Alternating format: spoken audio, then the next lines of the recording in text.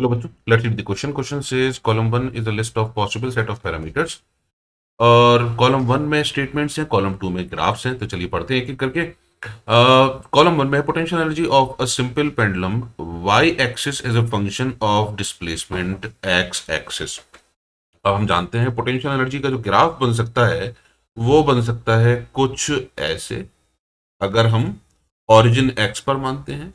और अगर हम इसको शिफ्ट कर देते हैं, यानी ओरिजिन को हम एक्स पर नहीं मानते, कहीं और मानते हैं, तो ग्राफ बनेगा कुछ ऐसे। तो अगर हम आधा पोर्शन लेंगे तो ग्राफ हमारा ये बन जाएगा। इसका मतलब पहले क्वेश्चन, जो पहला ऑप्शन है, इसका आंसर हो सकता है एक 1 और एक पॉसिबल है 4। अब बताए सेकंड पर। सेकंड में क्या बोल रखा है?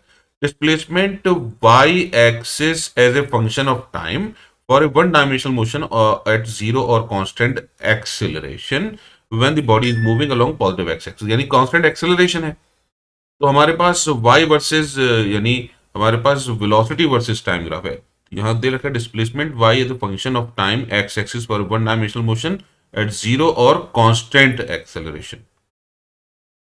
तो अगर एक्सेलरेशन जीरो है, इसका मतलब डिस्प्लेसमेंट वर्सेस टाइम ग्राफ होगा स्ट्रेट लाइन, चाहे वो ओरिजिन से पास होगा या कहीं और से।